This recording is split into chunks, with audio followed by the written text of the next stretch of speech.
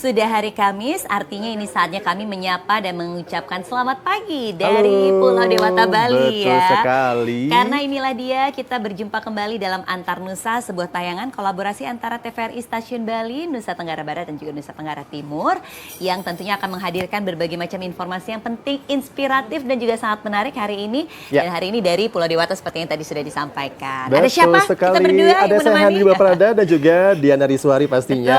Menemani aktivitas Anda ngapain aja bisa ya. Hari Kamis pertengahan minggu yang sudah nganter anak-anak sekolah udah beres. Yang OTW ke kantor udah beres, walaupun bersabar ya. Karena pagi-pagi biasanya hektik gitu. Betul, jadi menemani Anda beraktivitas mungkin dari rumah dan juga mempersiapkan segala hal untuk hari ini.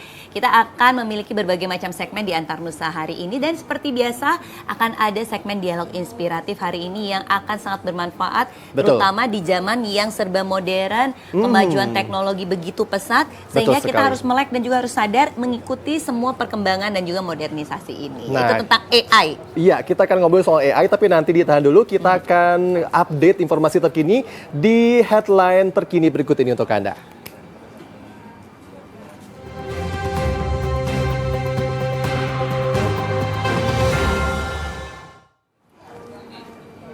Ya, Sobat Nusa, headline terkini yang pertama kami lansir dari balitribunews.com, di mana pemerintah Indonesia secara resmi membuka kesempatan bagi masyarakat luas untuk berpartisipasi langsung dalam perayaan Hari Ulang Tahun ke-81 Republik Indonesia di Istana Merdeka, Jakarta. Kebijakan inklusif ini diumumkan oleh Badan Komunikasi Pemerintah Bakom RI pada Rabu, menandai dimulainya fase partisipasi publik dalam rangkaian peringatan kemerdekaan tahun ini. Proses registrasi berbasis digital telah diaktifkan sejak Rabu 5 Agustus 2026 dan dijadwalkan berlangsung hingga Jumat 7 Agustus 2026.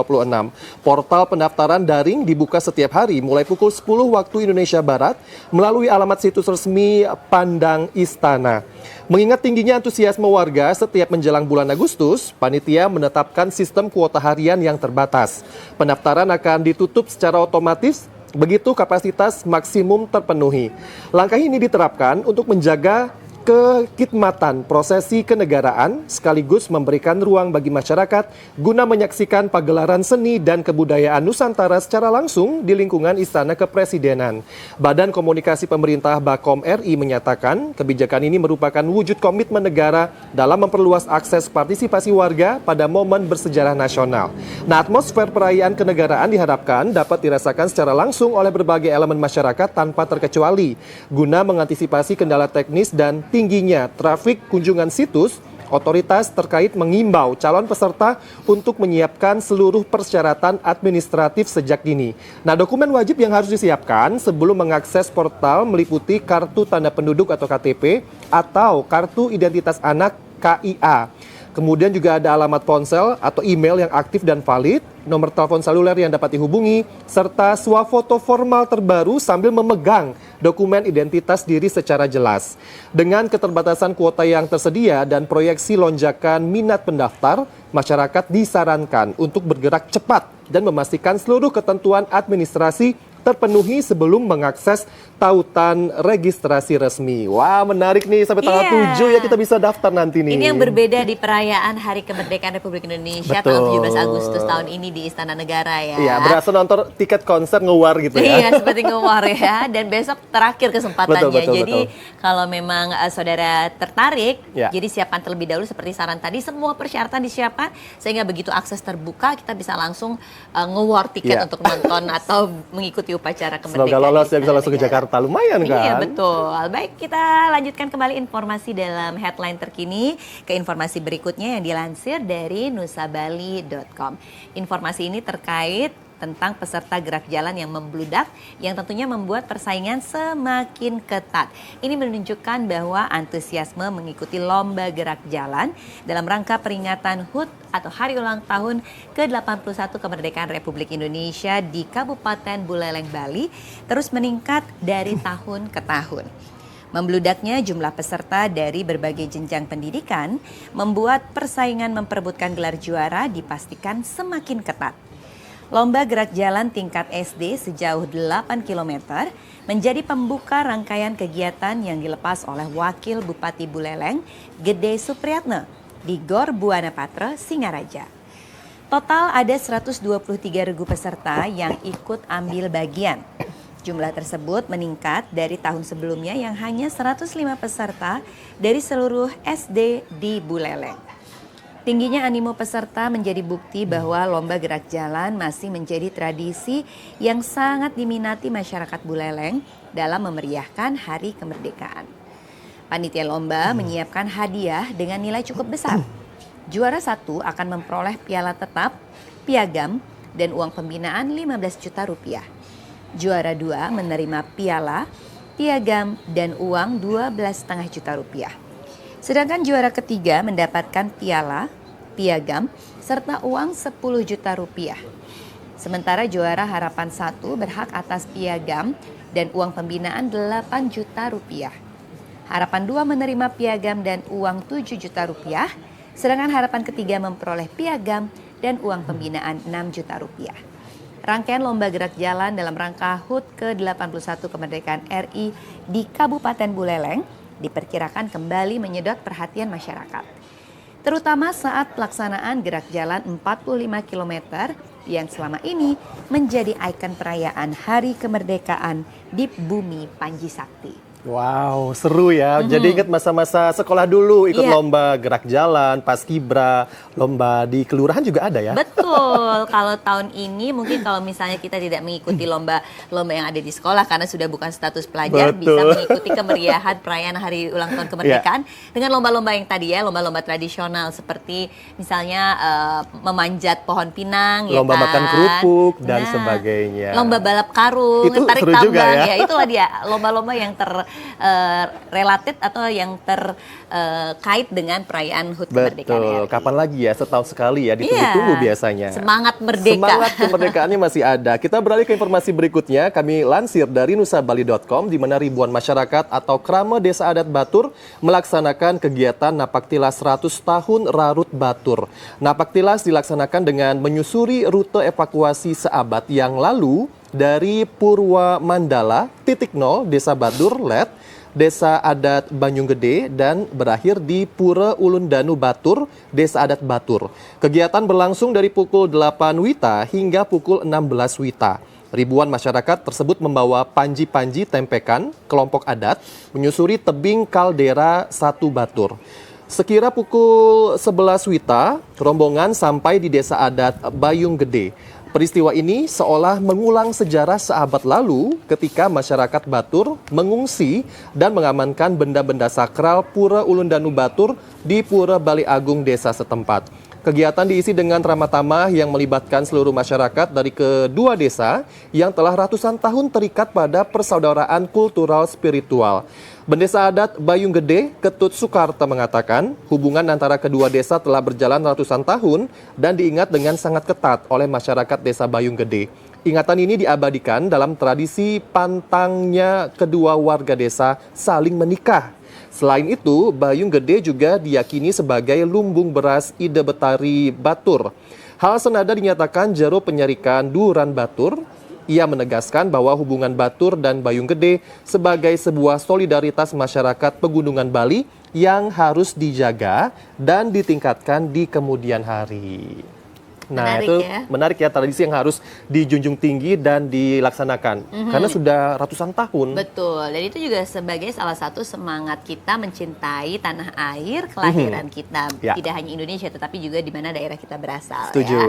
Karena ini semua berkaitan dengan semangat kemerdekaan di bulan Agustus. Bulan Agustus, tepat banget ya. Betul sekali. Kita lanjutkan kembali dengan headline terkini yang dilansir dari Bali tribunnews.com. Nah, kalau kita melihat secara garis besar ya, bagaimana perekonomian di Bali ini selalu bergeliat dan juga bergerak dengan positif ya. Jadi jalan-jalan masih ramai, daerah-daerah wisata juga ramai. Nah, ternyata berdasarkan data juga secara makro, kinerja pembangunan dan indikator kesejahteraan masyarakat di Kota Denpasar menunjukkan capaian yang tentunya menuju ke arah positif. Pertumbuhan ekonomi ini mengalami kenaikan sehingga bisa mencapai angka sebesar 6,11%. Persentase ini berada di atas rata-rata pertumbuhan ekonomi Provinsi Bali. Wakil Wali Kota Denpasar, IKD Agus Arya Wibowo mengatakan, ekonomi masyarakat menunjukkan peningkatan pada indikator umur harapan hidup, harapan lama sekolah, serta rata-rata lama sekolah. Untuk rasio ini serta tingkat kemiskinan secara persentase berada di angka 2,6% dan menjadi salah satu yang terendah di Indonesia. Meskipun demikian, pemerintah Kota Denpasar akan tetap melakukan intervensi dan berfokus pada kedalaman dan keparahan kemiskinan. Apalagi mengingat jumlah penduduk Kota Denpasar yang relatif tinggi. Untuk mencegah masyarakat berpenghasilan rendah turun ke kategori miskin ekstrim, Pemkot Denpasar menekankan pentingnya menjaga masyarakat yang berada di ambang batas kemiskinan. Karena dari sisi jumlah penduduk kita, 18.000 yang ada di pinggir atau mendekati garis kemiskinan itu. Untuk penanganan kemiskinan ini, Pemkot menganggarkan 1,152 triliun rupiah. Berbagai kegiatan yang dilakukan berupa perbaikan di kantong-kantong kemiskinan, termasuk melakukan bedah rumah. Sementara itu, pelaksanaan pendaftaran populasi dan perlindungan sosial atau Perlinsos di Kota Denpasar terus dikebut. Hal ini untuk mencapai target minimum yang dicanangkan pemerintah pusat sebelum akhirnya akan di-cut off pada akhir Agustus 2026. Ya, ada good news ya, berarti tingkat kesejahteraan sudah mulai meningkat, tapi perlu intervensi dari pemerintah daerah juga untuk terus meningkatkan kesejahteraan masyarakat. Iya, supaya yang tentunya tidak ada yang jatuh ke kategori miskin ekstrim. Iya. Nah, jadi kita sama-sama menjaga juga, warga jaga warga, saling peduli juga dengan lingkungan. Apabila memang mungkin ada orang-orang yang ada di sekitar kita, saudara-saudara ataupun masyarakat yang ada di sekitar kita yang mungkin memang butuh bantuan, kita bisa membantu juga mereka ya. Betul, salah satu bentuk ini ya, partisipasi aktif dan langsung kita sebagai warga negara juga. Betul. Berikutnya kita ngomongin soal ketahanan pangan. Sobat Nusa, kita lansir dari rri.co.id, program pompanisasi menjadi salah satu strategi Kementerian Pertanian Kementan menghadapi potensi El Nino kuat pada tahun 2026 ini. Langkah tersebut dilakukan untuk menjaga pasokan air di lahan pertanian selama musim kemarau ekstrim. Program itu menyasar sawah yang masih memiliki sumber air seperti sungai, embung, waduk, maupun saluran irigasi. Nah, upaya ini diharapkan menjadi produksi pangan sekaligus mendukung target swasembada pangan. Mentan Andi Amran Sulaiman mengatakan pompanisasi menjadi solusi cepat menghadapi ancaman kekeringan. Karena itu pemerintah mempercepat penyaluran pompa ke berbagai sentra produksi padi. Pada tahun anggaran 2026, Kementan menyiapkan 56.000 unit pompa air untuk mendukung program tersebut. Sekitar 11.000 unit telah tersalurkan, sedangkan 20.000 unit lainnya masih dalam proses berdasarkan usulan daerah. Amran mengatakan pengalaman menghadapi El Nino menunjukkan ketersediaan air sangat menentukan produksi pangan. Karena itu, pompanisasi dibarengi modernisasi pertanian melalui penyaluran alat dan mesin pertanian akan dilakukan secara bertahap. Kementan juga melanjutkan modernisasi melalui penyaluran traktor, rice transplanter, combine fast fertilizer, dan berbagai alsistan lainnya. Bantuan itu diharapkan meningkatkan efisiensi usaha tani sekaligus menjadi produksi pangan. Direktur Jenderal Prasarana dan Sarana Pertanian Andi Nur Alam Syah mengatakan distribusi pompa terus dipercepat. Penyaluran diprioritaskan ke daerah kering yang masih memiliki sumber air permukaan. Dijelaskan juga ternyata bantuan pompa akan disalurkan berdasarkan hasil identifikasi kebutuhan di lapangan, di mana pemerintah daerah, kepala desa, dan kelompok tani diminta aktif memetakan sumber air yang tersedia. Masalah air memang menjadi lumayan kritis saat ini ya. Betul, jadi kita memang harus bijak juga di dalam menggunakan air maupun sumber daya alam yang ada, karena tentunya bukan berarti kita bisa menggunakannya dengan tidak bijak dan juga dengan tidak sesuai dengan manfaatnya mereka ya. Baik, kita tadi sudah menyampaikan informasi atau headline terkini dari nasional, kemudian juga dari Bali juga, ya. Jadi sekarang saatnya saya akan menyampaikan satu informasi dari Nusa Tenggara Barat, karena informasi ini kita lansir dari tvrinews.com. Informasi terkait Badan Meteorologi, Klimatologi dan Geofisika atau BMKG yang memperingatkan potensi dampak El Nino 2026 yang memicu musim kemarau lebih kering dan berkepanjangan, termasuk di Kabupaten Sumbawa, Provinsi Nusa Tenggara Barat. Nah, kondisi tersebut beresiko meningkatkan ancaman kekeringan, kebakaran hutan dan lahan atau karhutla, hingga gangguan pada berbagai sektor strategis. Kepala BMKG Stasiun Meteorologi, Klimatologi dan Geofisika, Sultan Muhammad Kaharudin Sumbawa, Samrinyanto menjelaskan, El Nino terjadi ketika suhu permukaan laut di wilayah tengah Samudra Pasifik meningkat lebih dari 0,5 derajat Celcius. Berdasarkan hasil pemantauan BMKG, fenomena Indian Ocean Dipole atau IOD saat ini masih berada pada fase netral dan diperkirakan berkembang menuju fase positif pada periode September hingga Desember 2026. Sementara itu, puncak musim kemarau di sebagian besar wilayah Sumbawa diperkirakan terjadi pada Agustus, kemudian berlanjut hingga September. Kondisi tersebut memerlukan langkah mitigasi yang lebih kuat untuk mengantisipasi dampak musim kemarau, terutama potensi kekeringan, kebakaran hutan dan lahan, serta bencana hidrometeorologi lainnya. Selain itu, BMKG juga mendorong sektor kesehatan meningkatkan pemantauan kualitas udara, memperkuat kapasitas fasilitas kesehatan, serta mengantisipasi potensi peningkatan kasus infeksi saluran pernafasan akut atau ISPA selama musim kemarau berlangsung. Dan tentunya tidak hanya di Nusa Tenggara Barat atau Sumbawa secara khusus, kita sebetulnya juga berada di Bali ini juga akan merasakan dampak dari El Nino. Jadi kita harus mewaspadai kemungkinan-kemungkinan yang terjadi, termasuk juga kemungkinan terhadap kesehatan ya. Jadi tidak hanya kekeringan yang akan berpengaruh kepada sektor logistik atau ke hasil pertanian dan pangan, tetapi juga bagaimana kita juga harus bisa menjaga kesehatan karena akan berdampak juga tentunya ke udara, ke air kita, sehingga memang harus selalu menjaga kesehatan dan juga lebih waspada. Ya. Jangan sampai dehidrasi ya, hal-hal yang kecil tapi sangat signifikan. Sangat berpengaruh ya. Nah, ada yang baru ternyata Dian dan juga Sobat Nusa di Nusa Tenggara Timur. Wow, berarti sekarang ada informasi dari Nusa Tenggara Timur untuk melengkapi ya. Betul, dari NTB kita terbang sebentar ya ke NTB. Ada jejak manusia purba ditemukan di sana. Dan informasi ini kita lansir dari tvrinews.com. Tim arkeolog Indonesia dan Cina berhasil menemukan jejak kehidupan manusia purba di Kabupaten Lembata, Nusa Tenggara Timur, NTT. Temuan tersebut diperkirakan berasal dari aktivitas manusia yang pernah mendiami Pulau Lomblen sekitar 2.800 hingga 3.000 tahun yang lalu. Penelitian arkeologi berskala internasional ini dilakukan di kawasan belakang Polres Lembata, Kelurahan Lewo Leba Tengah, Kecamatan Nubatukan. Dalam proses ekskavasi, tim peneliti menemukan sejumlah benda peninggalan prasejarah, diantaranya adalah pecahan gerabah, cangkang kerang, serta siput yang digunakan berkaitan dengan aktivitas kehidupan manusia pada masa lampau. Penelitian ini merupakan hasil kolaborasi antara Pusat Studi Peradaban Fakultas Ilmu Kesehatan Universitas Kristen Satya Wacana, UKSW, Salatiga, Center for Prehistory and Austronesian Studies CPIS, Jakarta, School of Archaeology and Museology Peking University Beijing, serta Fujian Provincial Institute of Archaeological Research. Selain mengungkap keberadaan manusia purba, penelitian ini juga bertujuan mengetahui hubungan antara masyarakat prasejarah di Pulau Lembata dengan penduduk yang masih mendiami wilayah tersebut saat ini melalui kajian genetika dan antropologi. Nah, hingga kini proses penggalian masih terus berlangsung di sejumlah titik penelitian.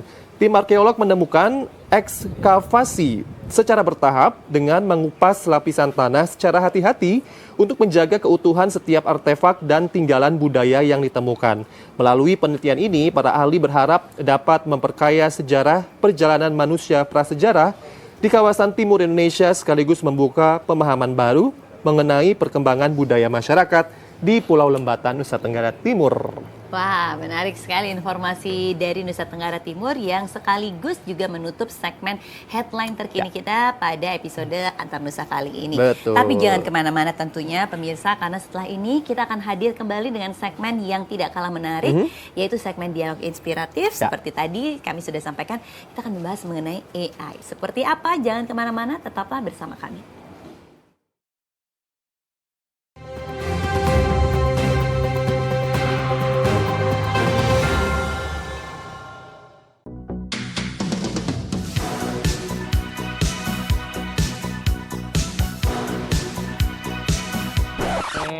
Rame banget, Dul. Iya. Tuh, ada yang olahraga. Iya. Nah, itu jogging tuh. Wih, ada yang latihan deh. Ngelukis, ada yang ngelukis, Ben. Mana? Dul, coba dulu kita nggak bersatu, nggak bisa nih kayak gini. Iya juga ya. Persatuan adalah pilar utama yang menjaga Indonesia tetap kokoh. Perbedaan bukan halangan, perbedaan yang membuat kita menjadi satu. Karena Kita Indonesia.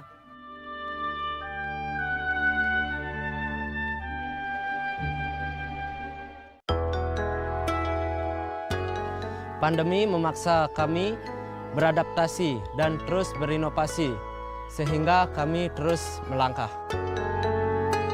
Usaha ini berjalan pertama kali di tahun 2017 pada saat Raja Salman ke Bali, dan pada waktu itu memperkenalkan anyaman ate yang model bulat. Kerajinan ate ini memang dari Desa Adat Gumung terlahirnya, karena itulah kami mencobanya. UMKM kami memang melibatkan seluruh masyarakat yang ada di Desa Adat Gumung, baik orang tua, anak-anak, remaja.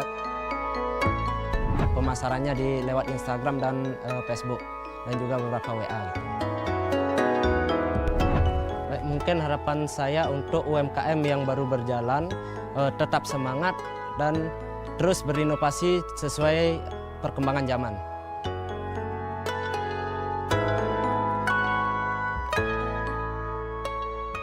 UMKM ini bukan hanya tempat bekerja, ini adalah harapan untuk keluarga kami.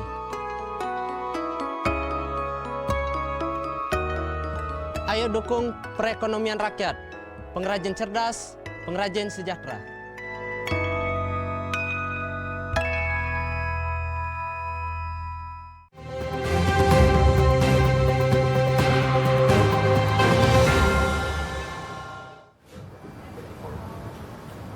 Anda kembali bersama kami dalam Antar Nusa, program kerjasama TVRI Bali, TVRI NTB, dan TVRI NTT. Seperti janji kami berdua, kami akan membawa sebuah topik dialog inspiratif berkaitan dengan Artificial Intelligence atau AI yang saat ini menjadi kebutuhan dasar hampir semua orang ya, tidak Betul. anak-anak, remaja maupun dewasa. Ya, dan AI ini adalah menjadi sebuah teknologi yang merubah cara hidup kita, ya. Artinya cara belajar, cara bekerja, dan juga bagaimana kita harus berkreasi dan juga tetap inovatif untuk mengimbangi kemajuan dari AI ini. Nah, di dunia pendidikan pun ya, saudara dan juga Hendry, AI tidak hanya membantu peserta didik untuk bisa memperoleh informasi secara lebih cepat, lebih tepat, tetapi juga diyakini mendukung proses pembelajaran yang lebih efektif, efisien, dan juga lebih personal.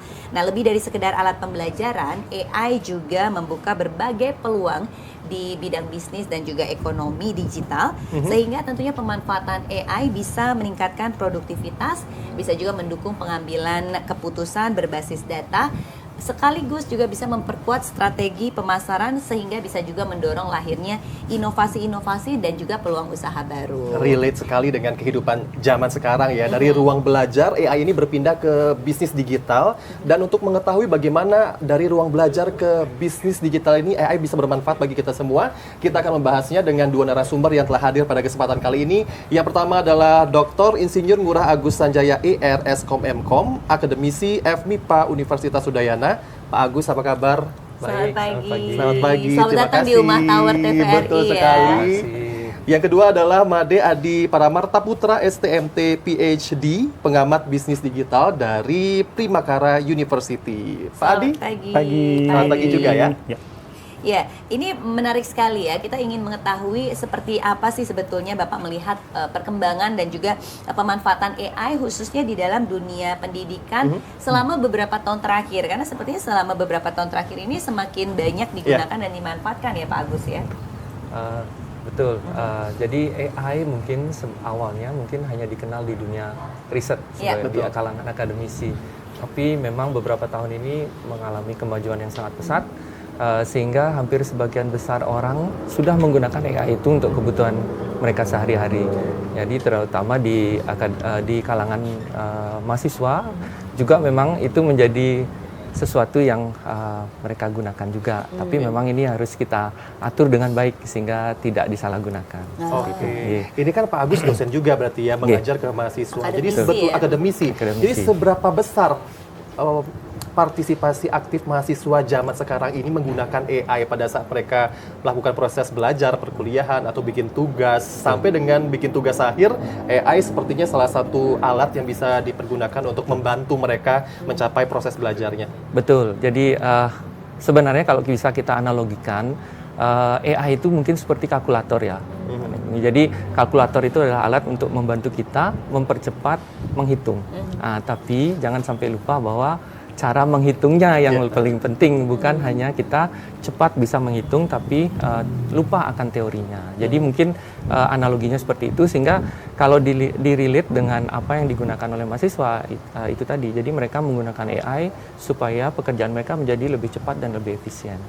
Baik. Nah, karena hari ini kita di Dialog Inspiratif kan membahas bagaimana pemanfaatan AI ini dimanfaatkan dari ruang belajar ke bisnis digital. Nah, kalau Pak Adi sendiri sebagai seorang pengamat bisnis digital juga ya, selain akademisi, bagaimana Pak Adi melihat peranan dari AI ini untuk mendorong transformasi ekonomi berbasis digital? Oke. Seperti yang tadi sempat Pak Agus mention gitu ya, AI itu sebenarnya awalnya mulai dari akademisi gitu ya, mungkin dari riset, kemudian akhirnya sekarang pun juga merambah tadi seperti yang Mbak Dian bilang ke bisnis. Nah, bisnis ini sendiri sebenarnya kalau kita lihat kan sebenarnya terdiri dari banyak faktor, banyak aspek seperti itu. AI sendiri sebenarnya sangat memiliki peran yang krusial kalau menurut saya di sini, terutama untuk teman-teman misalkan tadi lebih banyak membahasnya ke UMKM. Nah, terutama pada saat kita berbicara UMKM ini kecenderungannya mungkin tidak terlalu dapat informasi yang cukup banyak gitu ya. Nah, dengan AI ini bisa dimanfaatkan tentunya untuk mencari informasi, mulai dari bagaimana harusnya kita memasarkan suatu produk, atau misalkan bagaimana kita harus mengelola keuangan dan lain-lain. Jadi sebenarnya dampaknya, atau let's say lebih banyak kita bilang manfaatnya gitu ya, untuk teman-teman di UMKM itu sangat masif. Apakah generasi muda ini perlu benar-benar memahami AI sebagai salah satu mungkin modal utama, atau bisa kita katakan sebagai sebuah kompetensi untuk mereka memulai apabila mungkin ingin terlibat atau ingin involve di era digital, bisnis digital saat ini ya? Oke, menarik tuh tadi. Tapi kita coba sambung lagi dari yang tadi Pak Agus mention, kalkulator instan tadi itu mention juga bagus juga tuh. Sebenarnya kalau mulai bisnis kan juga sama. Jika tidak bisa mulai langsung instan, tiba-tiba langsung jadi bisnis gitu, sebenarnya bisa aja tuh kalau kita misalkan nanya ke salah satu AI, pasti bisa langsung dijelasin dari A sampai Z. Cuman kan kembali, nanti yang memerankan itu atau yang mengeksekusi itu adalah kita. Jadi sebenarnya seberapa penting itu diketahui oleh teman-teman nanti, misalkan generasi muda atau teman-teman UMKM, tentu sangat penting. Cuman jangan sampai lupa tadi dasar konsep awalnya, memulai bisnis itu seperti apa, apa yang harus dipertimbangkan dan lain-lain. Jadi nggak plak-ketiplak ambil apa yang direkomendasikan oleh AI lah kasarnya. Tapi kalau kita track lagi nih, lahirnya AI kan di zaman Gen Z gitu ya, zaman-zaman 2-3 tahun ke belakang gitu ya. Kemudian harus dihadapkan dengan generasi yang sebelumnya agar tetap up to date gitu. Kalau Pak Agus ini melihat di lingkungan perkuliahan, sejauh mana sebenarnya AI ini bisa diterapkan oleh para dosen, akademisi untuk membuat matrikulasi atau mungkin metode pelajaran yang efektif dan menarik di zaman sekarang bagi mahasiswa pastinya. Ya, betul. Berarti benar kata tadi bahwa memang yang namanya AI sama dampaknya kepada dosen. Jadi kalau dosen mungkin dulu menyiapkan materi, membuat studi kasus yang mungkin menarik untuk mahasiswa, itu mungkin butuh waktu. Nah, jadi lebih cepat dan lebih efisiennya tidak hanya kena ke mahasiswa saja, tapi dosen juga sama.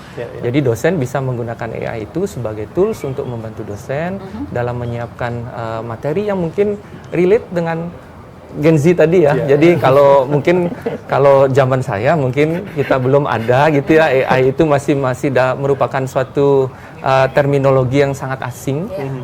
Itu mungkin cara-cara konvensional seperti tutorial itu masih berlaku. Tapi sekarang mungkin menyampaikan hal yang sama kepada Gen Z itu butuh effort lebih. Jadi kita harus membuatnya dengan menggunakan AI supaya menjadi lebih menarik, sehingga mereka relate dengan apa yang mereka gunakan sehari-hari. Karena kalau tidak kita gunakan, bisa jadi mereka langsung pergi mungkin ya, bosan Pak ya. Bosan ya. Lebih enak zaman dulu atau sekarang nih, Pak? Tapi lebih enak zaman dulu atau sekarang nih? Ya, tadi saya sempat ini dengan Pak Adi ya, diskusi. Coba mungkin bisa kita bandingkan. Kita punya time travel gitu ya, Pak ya. Jadi mahasiswa zaman saya dibawa ke generasi sekarang, kemudian ditukar dengan mahasiswa generasi sekarang dibawa ke zaman yang sebelum ada AI ini. Mungkin bisa kita lihat bagaimana mereka bisa beradaptasi dengan lingkungannya, dengan segala keterbatasan itu. Jadi mungkin AI bisa membantu kita, tapi balik lagi ya kepada dia, mereka tidak boleh lupa dengan konsep dasarnya. AI itu seperti apa? Benar. Jadi AI ini bisa membantu proses pembelajaran lebih efektif, lebih menarik ya. Tetapi tentunya manusia di sini kita harus bisa beradaptasi, khususnya untuk dosen-dosen yang mungkin memang berbeda generasi dengan mahasiswa atau para pelajar saat ini ya secara umumnya. Nah, ketika berbicara soal adaptasi, tantangan seperti apa yang dirasakan oleh generasi sebelumnya untuk beradaptasi dengan teknologi dan juga kemajuan perkembangan teknologi saat ini, Pak Agus, mungkin boleh disampaikan. Baik sekali pertanyaannya, Mbak ya. Jadi balik lagi, karena saya lahir di zaman ketika AI itu belum ada, atau mungkin masih inkubasi mungkin ya, masih inkubasi karena waktu itu memang hardware belum sekencang sekarang, Pak ya. Belum Jadi diimplementasikan semasif sekarang ya. Sehingga kemajuannya mungkin gradual, tidak bisa pesat seperti sekarang. Nah, jadi tantangannya sebenarnya adalah bagaimana kita dosen itu bisa beradaptasi dengan teknologi, terutama bagaimana penggunaannya dalam menyampaikan materi yang kita berikan kepada mahasiswa. Dan bagaimana kita melakukan penilaian, tadi kita juga sudah diskusi Pak ya. Jadi satu-satunya cara mungkin yang bisa kita melihat apakah mahasiswa itu mendapatkan kompetensi yang diharapkan dari mata kuliah yang kita ajarkan, itu adalah dari mau tidak mau kita harus seperti ini, dialog. Nah, jadi kita lontarkan pertanyaan, mahasiswa menjawab langsung. Jadi face to face seperti itu. Jadi kalau kita lakukan itu secara online ataupun mungkin hanya dari tugas yang mereka buat, itu tantangannya jauh lebih besar untuk dosen bisa mengatakan bahwa apakah mahasiswanya memenuhi kompetensinya atau tidak. Nah, jadi di sana mungkin penilaiannya jadi lebih sulit untuk dosen zaman sekarang. Memang tantangan dirasakan oleh antar generasi gitu ya. Generasi lama, generasi baru juga harus bisa menyesuaikan. Tapi kalau kita kaitkan ke ekonomi digital, Pak Adi, AI ini kan banyak sekali ya manfaatnya ya untuk pembuatan konten, pemasaran digital, sampai dengan layanan berbasis teknologi gitu. Apakah perusahaan-perusahaan yang mereka menggunakan AI sebagai acuan operasionalnya ini bisa memberikan keputusan bisnis yang relevan dengan yang dibutuhkan? Karena kan teknologi bisa dikembangkan dengan sangat canggih gitu ya. Apakah sesuai sih sebenarnya kebutuhan yang mereka perlukan gitu? Oke. Nah, menarik juga tadi ya, apakah AI ini bisa kita bilang bisa membantu keputusan operasional mungkin kalau di perusahaan dan lain-lain. Sebenarnya kembali tadi kalau misalkan perusahaan ini sudah paham tentang bagaimana cara kerjanya dan lain-lain, cara kerja dari perusahaan tersebut maksud saya, kemudian jika menerapkan AI, harusnya mereka bisa melakukan itu dengan sangat baik. Nah, cuma di sini yang perlu diperhatikan adalah kembali AI tadi itu sifatnya hanya memberikan rekomendasi output keluaran. Misalkan let's say, kita sekarang penjualannya drop nih, let's say seperti itu tuh. Terus dilihat tuh dari AI kan data historis dan lain-lain bisa dilihat tuh secara real time, kemudian data market dan lain-lain bisa dilihat secara real time. Nah, AI sekarang dia cuma memberikan rekomendasi. Dan ingat, setiap rekomendasi itu kan ada kesalahannya mungkin bagusnya. Sama seperti manusia kan gitu ya, ada toleransi kesalahannya. Nah, sekarang kembali tergantung si pemilik usaha ini apakah mau fully untuk committed di AI untuk mengikuti AI tersebut atau enggak. Cuman rata-rata sih seperti yang saya ketahui, teman-teman itu menggunakan AI sebagai pembanding saja. Nah, jadi memang dicoba kalau di case di AI ini gimana sih rekomendasinya kira-kira. Tapi nanti tetap harus diverifikasi. Baik. Nah, itu sih yang penting. Nah, kalau tadi kita sudah sempat membahas atau menyinggung sedikit tentang tantangan dengan adanya major shift atau pergeseran yang besar ya di dalam implementasi AI. Kira-kira ada peluang apa saja sih yang sebetulnya harus kita lihat dan cermati dengan pemanfaatan dan juga implementasi AI yang masif ini, khususnya di bidang bisnis digital, Pak Adi. Apakah memunculkan juga mungkin mode-mode pekerjaan baru, peluang-peluang bisnis digital baru yang mungkin sebelumnya tidak ada, yang mungkin harus dicermati juga nih oleh pemirsa kita?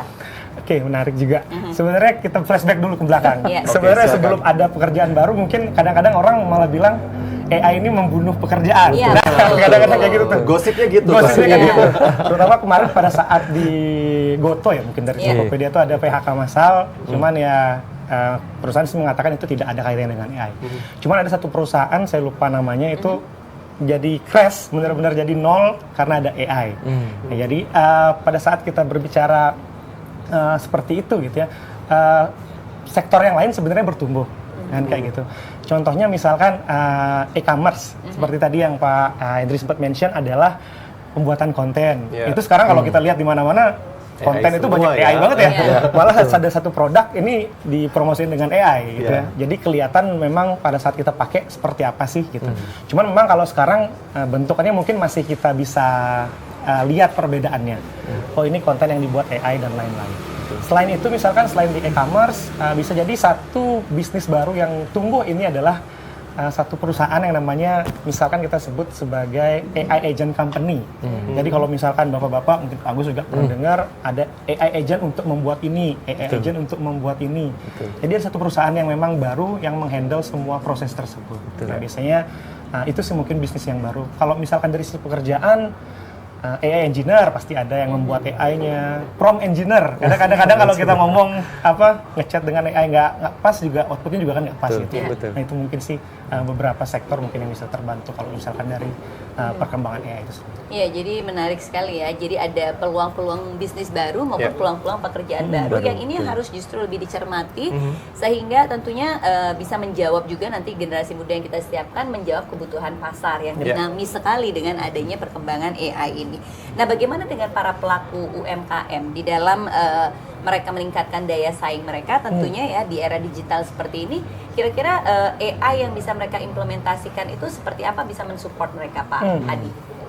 Oke, kalau teman-teman UMKM, sebenarnya kalau di teman-teman UMKM sendiri tadi, di awal mungkin saya sempat mention mungkin keterbatasan informasi dan lain-lain. Cuman pemerintah pun kan juga sempat juga mengadakan beberapa pelatihan gitu ya, teman-teman UMKM di gather di satu tempat.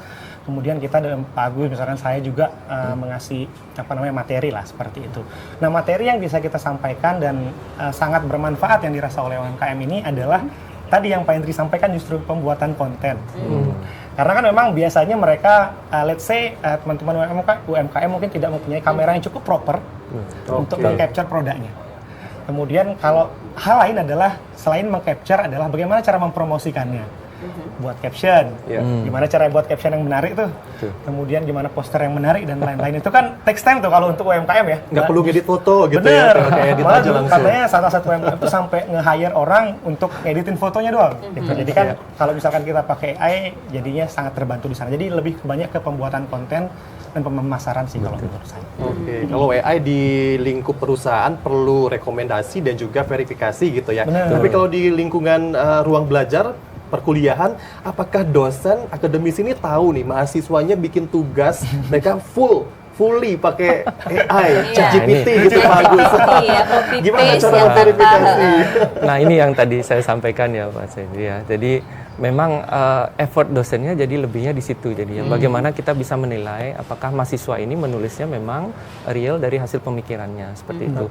Jadi yang paling mudah itu tadi yang saya sampaikan. Jadi kita panggil mahasiswanya, kita tanya apa yang dia tulis, dia paham nggak?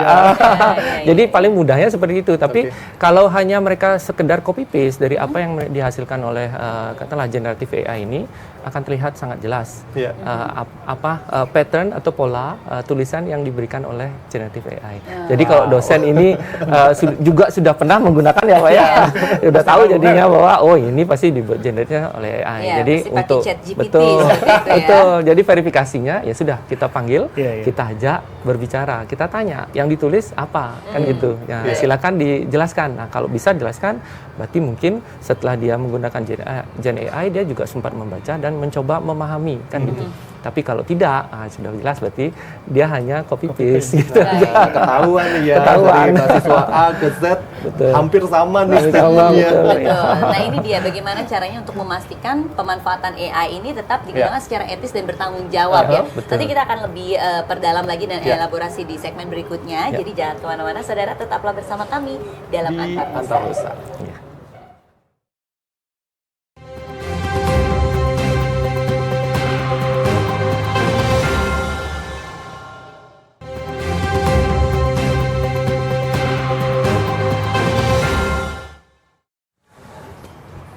Anda kembali bersama kami dalam Antar Nusa. Sama seperti di Bali, ternyata AI sangat menjadi kebutuhan primer saat ini ya dalam berbagai sektor kehidupan sehari-hari, pembelajaran sampai dengan ekonomi digital atau bisnis. Ternyata di NTB juga sama, Dian ya. Iya. Jadi seperti apa informasi dari NTB terkait pemanfaatan AI ini, Hendrik? Ya. Dan berikut informasi untuk Anda.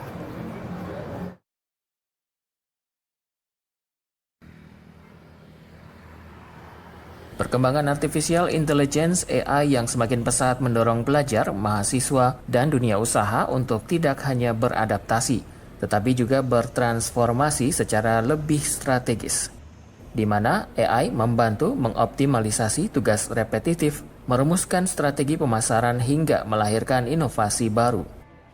Pengamat bisnis digital NTB, Dr. Muhammad Firmansyah menyatakan urgensi AI bagi pelajar dan mahasiswa, yaitu memahami materi akademik dengan kecepatan dan gaya belajar yang disesuaikan oleh algoritma adaptif, melatih diri dalam pemikiran kritis, analisis data, dan persiapan karir agar memiliki nilai jual tinggi di dunia kerja. Selain itu, juga memanfaatkan AI untuk merancang ide usaha, membuat strategi pemasaran hingga menyusun rencana bisnis sejak di bangku kuliah. Adapun pemanfaatan AI bagi dunia usaha yaitu dapat memangkas biaya dan waktu pada tugas pengelolaan laporan hingga tenaga kerja, menganalisa perilaku konsumen untuk memberikan rekomendasi produk yang tepat sasaran, memperkuat sistem keamanan cyber, serta mendeteksi risiko transaksi keuangan secara otomatis. Perilaku konsumen gitu kan harusnya bisa lebih cepat. Dengan AI ini semua orang bisa melakukan penelitian secara mandiri misalnya. Misalnya untuk kebutuhan pasar produknya gitu kan. Atau di mana saya harus menjual, bagaimana saya harus menjual, semua itu kan bisa difasilitasi oleh AI gitu. Sehingga ya mari kita manfaatkan itu ya. Lagi-lagi kita harus kalau perlu sering-sering duduk bareng itu kan untuk mencermati. Muhammad Firmansyah menambahkan, dunia pelajar, mahasiswa, dan para pelaku usaha wajib menguasai teknologi AI agar tidak tertinggal karena AI berfungsi sebagai mitra kerja untuk meningkatkan efisiensi, analisis data, dan inovasi produk. Selain itu, AI menjadi kebutuhan bagi mahasiswa agar mampu menghadapi perubahan dunia kerja dan bisnis yang berlangsung cepat. Sahrul, TVRI Nusa Tenggara Barat, melaporkan. Ya, menarik sekali informasi dari Nusa Tenggara Barat tadi yang memang semakin menegaskan kebutuhan kita sekarang sebagai manusia modern terhadap AI ya, pemanfaatan AI. Nah, termasuk juga sebetulnya para mahasiswa ya. Secara umum pasti mereka kebanyakan memanfaatkan AI ya di dalam menyelesaikan tugas atau mungkin juga ujian seperti itu. Tetapi sebetulnya apakah ada larangan khusus Pak sebetulnya untuk mahasiswa ini tidak boleh menggunakan AI atau justru mereka dianjurkan? Bagaimana kita bisa mengontrol agar pemanfaatan AI ini tetap dilakukan secara bertanggung jawab ya? Karena kalau enggak kan artinya menyerahkan segalanya pada AI gitu kan Pak ya. Etika ber-AI gitu ya. Seperti apa itu Pak? Jadi menarik pertanyaannya ya Mbak Dian ya. Jadi sebenarnya dari kementerian juga sudah ada instruksi jelas terkait dengan penggunaan generatif AI ini. Kemudian kami di Universitas Udayana juga sudah memiliki peraturan rektor tahun 2025 nomor 12 itu terkait dengan bagaimana kita mengatur penggunaan generatif AI ini untuk membantu mahasiswa, tidak hanya mahasiswa tapi juga dosen. Jadi di sana sudah dijelaskan, dituliskan dengan jelas batas-batas yang boleh di mana generatif AI itu digunakan oleh mahasiswa. Jadi mereka untuk membantu menyiapkan tugas-tugas boleh. Tapi untuk tugas-tugas yang nanti terkait dengan evaluasi individunya, baik itu tugas mandiri ataupun tugas kelompok, itu tidak boleh.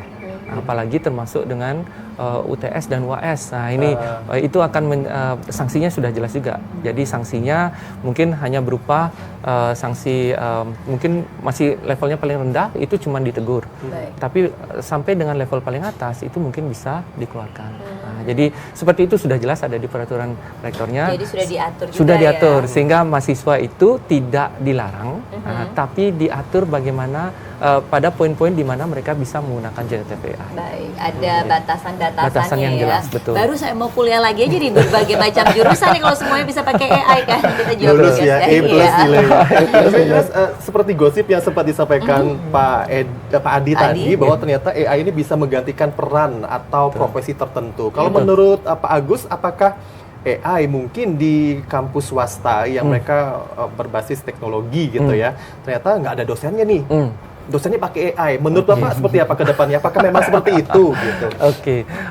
Menarik ya. Benar pertanyaannya Mas Hendri ya. Tapi saya rasa itu mungkin belum sampai saat ini mungkin belum ya.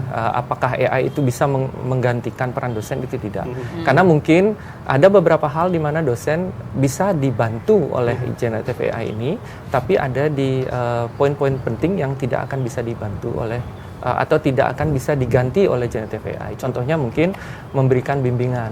Nah, jadi kalau sekedar berdiskusi dengan ChatGPT mungkin bisa, tapi apakah diskusi itu benar arahnya itu belum tentu. Nah, jadi masih harus juga kita telaah dan verifikasi lagi ya Pak Dia. Jadi apakah yang diberikan sebagai respon dari generatif AI ini itu benar atau tidak. Nah, tapi kalau dosen based on knowledge yang dia sudah miliki dan juga pengalaman yang dia dapatkan selama mengajar maupun membimbing itu tidak akan bisa digantikan oleh generatif AI saya rasa.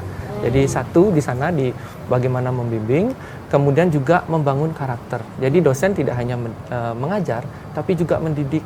Nah, jadi membangun karakter ini tidak akan bisa digantikan oleh generatif AI. Jadi dosen bisa memberikan wejangan dalam tanda kutip ya, karena kalau anak zaman now mungkin ya, jadi kalau diberikan wejangan lari gitu ya. Jadi lebih baik diberikan contoh real.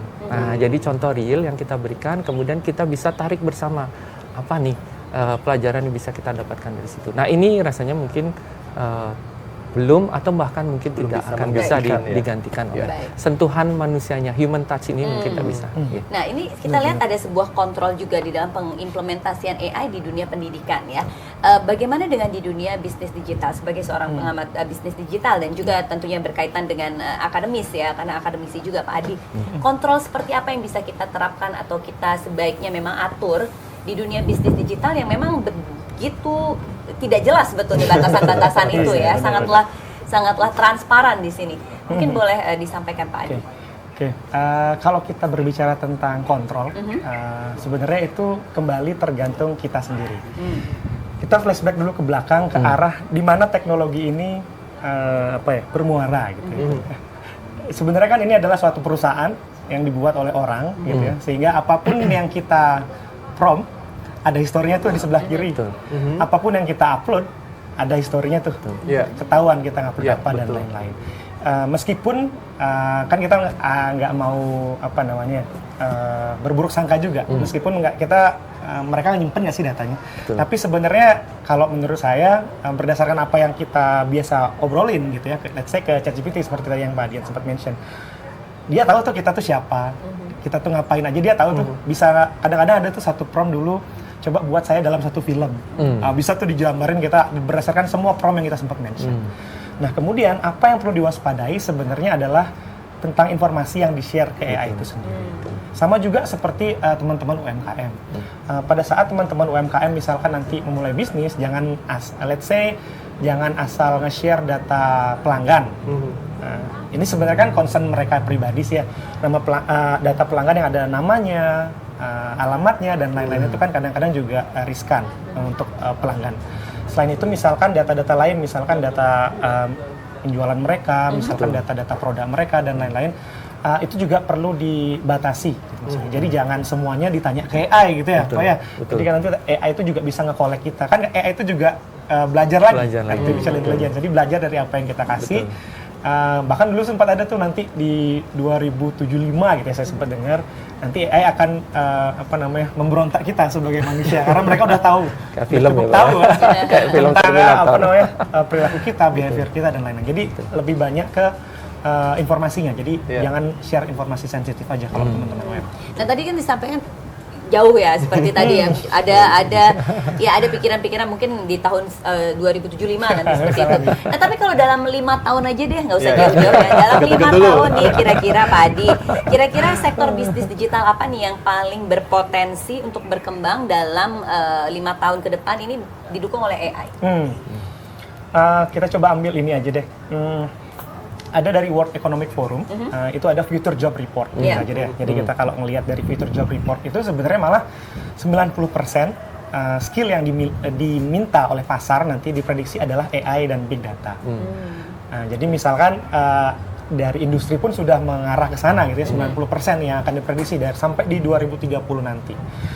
Dari sana kita bisa lihat juga kalau misalkan menyasar ke sektor industri, mungkin nyambung juga yang tadi. Sekarang mungkin selain e-commerce, kemudian fintech, yang terbantu dengan AI adalah di misalnya kesehatan mungkin bisa kita bilang. Dulu mungkin kalau orang didiagnosis itu harus ke dokter. Sekarang udah banyak banget tuh aplikasi yang berbasis AI. Jadi teman-teman tinggal input aja tuh simptomnya seperti apa dan lain-lain. Tinggal misalkan ada sampel dahak misalkan seperti itu juga bisa langsung dianalisis oleh aplikasi AI-nya.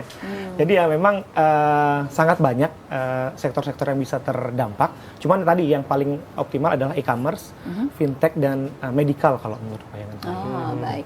Nah ada juga yang menarik. Tadi kan Pak Agus menyampaikan kalau di dalam proses misalnya pun belajar mengajar, di sana ada personal touch-nya juga ya. Bagaimana di sini inilah satu aspek yang mungkin tidak bisa dimiliki oleh AI.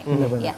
Nah, bagaimana dengan personal touch yang tidak ada dalam AI ini? Apakah kira-kira bisa meningkatkan dia customer experience yang tentunya kalau customer experience banyak banget juga berkaitan dengan sentuhan personal dan juga sentuhan manusiawinya. Nah, seperti itu. Kira-kira kalau dalam dunia bisnis digital gimana nih Pak antara aspek personal touch yang tidak ada di AI tetapi kita mau tetap meningkatkan customer experience. Apakah ini dua hal yang bertolak belakang? Oke. Kalau kita bilang bertolak belakang mungkin tidak sepenuhnya bertolak belakang kan gitu ya. Cuman pada saat kita lihat tadi customer touch-nya, jadi human touch dari kita ya gitu ya. Human touch kita sebenarnya satu kan misalkan dari arah produk kita dulu satu. Inovasi dari kita. Kemudian let's say tadi yang mungkin banyak sekarang diimplementasi adalah tadi satu benar adalah tentang bagaimana kita mengelola atau berinteraksi dengan calon pelanggan. Kita sebagai pelanggan kan mau responnya cepat kan gitu Pak ya. Chat sekarang harus dibalas dong minimal, ya. Kalau enggak ya pasti pindah ke tempat lain. Nah itulah mungkin yang bisa juga teman-teman UMKM manfaatkan. Contohnya kayak chatbot. Sebenarnya di WhatsApp pun sendiri juga udah memprovide itu, WhatsApp Business gitu ya. Jadi teman-teman nanti pada saat mau berinteraksi dengan pelanggan itu juga bisa lewat sini. Cuman tadi bagaimana cara kita untuk tetap in touch sebagai seorang individu gitu ya. Pasti pelanggan ini tahu sih ini yang diajak chat adalah AI gitu kan ya. Itu bisa kita atur. Misalkan let's say udah 5 chat, udah di follow up terus nih sama AI. anggapannya kan 5 chat, berarti orang ini udah ngechat 5 kali, mungkin dia tertarik. Nanti bisa langsung diarahkan ke kita. Jadi kita yang langsung memfollow up. Jadi ini tuh sebenarnya bermanfaat kalau misalkan pas malam-malam kan gitu ya. Kita kan mungkin nggak selalu buka WhatsApp atau gimana. Ada yang mau ngechat, nanya tentang produk kan bisa juga memanfaatkan AI ini. Iya, kembali lagi ya bahwa ternyata AI ini membawa sisi positif dan negatif yang perlu kita bijaki agar tetap bisa memberikan sentuhan yang tetap manusiawi ya. Kalau kita ingin merasakan vibe dengan manusia sungguhan gitu ya. Tapi dengan AI, betul sekali. Kita akan lihat seperti apa lagi AI ini bisa berpengaruh ke ruang belajar dan juga bisnis digital. Tetap bersama kami dalam Antar Nusa.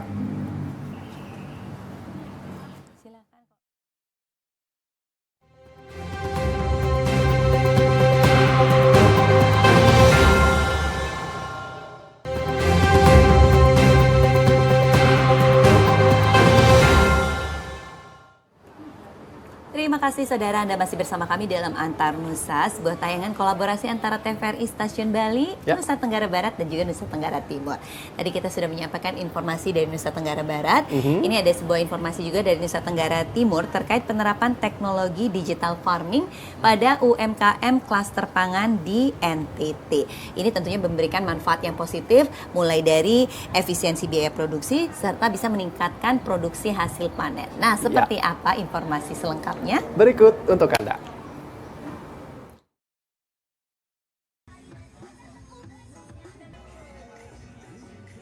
Pemanfaatan teknologi digital mulai diterapkan pada sektor pertanian di Nusa Tenggara Timur. UMKM klaster pangan mengikuti program penerapan digital farming yang difasilitasi Bank Indonesia Nusa Tenggara Timur. Berdasarkan data yang dihimpun, penerapan digital farming memberikan dampak pada efisiensi dan produktivitas usaha. UMKM yang menerapkan teknologi ini mencatat efisiensi biaya produksi rata-rata sekitar 30%, sementara tingkat produktivitas meningkat hingga sekitar 37%. Penerapan digital farming ini tidak hanya dilakukan di Kota Kupang, tetapi juga mencakup sejumlah kabupaten di Nusa Tenggara Timur yang menjadi lokasi intervensi program. Penerapan teknologi di sektor pertanian ini diharapkan dapat membantu UMKM pangan menghadapi tantangan biaya produksi sekaligus memperkuat ketahanan pangan daerah. Di samping itu, digital farming menjadi salah satu pendekatan yang mulai digunakan untuk meningkatkan efisiensi dan keberlanjutan usaha UMKM pangan di Nusa Tenggara Timur. Jadi Bank Indonesia itu percaya bahwa dengan penerapan digital farming itu bisa meningkatkan produktivitas. Jadi dari sisi efisiensi kita kemarin cek di data itu kebanyakan UMKM yang menerapkan digital farming itu efisiensi sekitar 30%. Sedangkan untuk rata-rata peningkatan produktivitas dari penggunaan digital farming itu meningkat sebesar 37%. Jadi intervensi kami untuk penerapan digital farming kami rasa itu dapat mendorong kualitas maupun kuantitas dari sektor ketahanan pangan. Dari Kota Kupang, Petra Karmelita, Adi Mataratu, TVRI NTT. Ternyata AI berperan juga dalam digital farming di NTT. Di Bali juga ada sebetulnya. Betul. Ya. Tapi kalau kita balik lagi nih, Pak Agus, AI ini kan bisa berlaku bagi siapa saja untuk bisa belajar cepat, kemudian juga menemukan keterampilan baru, sampai menciptakan inovasi yang sebenarnya kita nggak perlu sumber daya begitu besar gitu ya, cukup lewat handphone, apa kebutuhan kita terjawab gitu. Tapi kalau dikaitkan dengan mahasiswa sendiri, terkait dengan keterampilan baru, apakah mereka bisa menemukan skill baru dalam praktek perkuliahan, apalagi di kampus MIPA gitu yang berkaitan dengan sains dan matematika. Walaupun ada AI, tapi mereka punya skill yang bisa dikembangkan dengan tetap ada sentuhan kemanusiaannya juga, sentuhan digitalnya juga ada. Supaya nggak terlalu tergantung gitu ya betul. dengan AI. Full AI. Agak sulit dipertanyaan. Iya, jadi bukan kita yang dikendalikan AI, tetapi bisa sama-sama mengendalikan lah ya. Betul. Ada kontrol di sana. Yang pertanyaannya kan dari sisi mahasiswa ya. Iya, betul. Dan yang menjawab dosen. Agak sulit nih. Pak Agus jawab dari dua sisi juga nggak apa-apa. Oke, kalau mungkin dari sisi mahasiswa mungkin ya. Jadi memang kalau kita di perkuliahan, kita kan sekarang kalau di kami di khususnya di program studi informatika di Universitas Udayana di Fakultas MIPA, itu kita pendekatannya itu adalah outcome based education. Jadi yang kita pentingkan itu adalah outcome-nya. Jadi penilaian itu didasarkan 60% dari proses, hanya 40%-nya dari hasil akhirnya. Jadi UTS, UAS dan kemudian kuis. itu hanya 40%. Sedangkan yang prosesnya itu 60%. Jadi 60% ini yang kita lihat dari mahasiswa, bagaimana proses dia mencapai kompetensinya. Nah, terkait dengan pertanyaannya tadi, apakah ada skill baru gitu ya, Mas, yang ditanyakan tadi ya. Kalau dilihat dari mahasiswa secara general, mungkin mereka bisa menggunakan skill baru itu mungkin terkait dengan bagaimana menggunakan AI itu untuk membantu mereka lebih cepat belajar. Nah, jadi mungkin ada materi-materi yang sulit, mungkin bisa mereka gunakan AI untuk bisa membantu mereka memahami dengan lebih baik. Mungkin ada informasi yang tidak tersampaikan oleh dosen karena kami kan terbatas waktu ya. Jadi pertemuan perkuliahan kalau secara di kelas itu paling maksimum 3 SKS itu 250 menit. Jadi benar ya Pak, 50 kali 150 menit, mohon maaf. Jadi 2,5 jam. Jadi mungkin ada dalam satu materi itu ada satu topik materi, tidak semua materi itu tersampaikan. Jadi mungkin tidak akan diterima dengan baik oleh mahasiswa, sehingga generative AI ini bisa digunakan untuk itu. Jadi mereka mengajukan pertanyaannya mungkin jadi soft skill-nya yang mereka bisa pelajari. Jadi bagaimana ya betul mulai dari pertanyaan yang mendasar, kemudian diperbaiki lagi sebagai pertanyaan-pertanyaan itu diperbaiki lagi sehingga hasil yang diberikan oleh ChatGPT bisa membantu mereka untuk belajar. Nah, jadi makanya penting juga kehadiran mahasiswa tersebut ya di dalam proses pembelajaran ya. Makanya sebagai salah satu syarat lulus juga, walaupun dia nilainya hasilnya baik, tapi kalau hanya hadir di perkuliahan 3 kali itu sudah tidak memenuhi syarat untuk kelulusan seperti itu ya. Nah, di sini juga kita lihat di dalam karena Pak Agus menyampaikan yang dilihat ini adalah proses. Berarti di dalam proses itu ada proses bagaimana siswa atau mahasiswa berpikir secara kritis, critical thinkingnya dikembangkan ya. Nah, bagaimana critical thinking itu kemudian juga berperan di dalam kita mengembangkan bisnis digital, Pak Adi? Oke. Seberapa penting? Nah, itu seberapa penting itu untuk teman-teman gitu ya. Kalau misalkan let's say mau mengembangkan bisnis. Nah, sebenarnya yang lebih penting dalam mengembangkan bisnis kalau menurut pandangan saya adalah seberapa baik teman-teman ini bisa berinovasi. Tapi memang dasarnya kembali lagi pasti seberapa kritis mereka bisa berpikir kan seperti itu.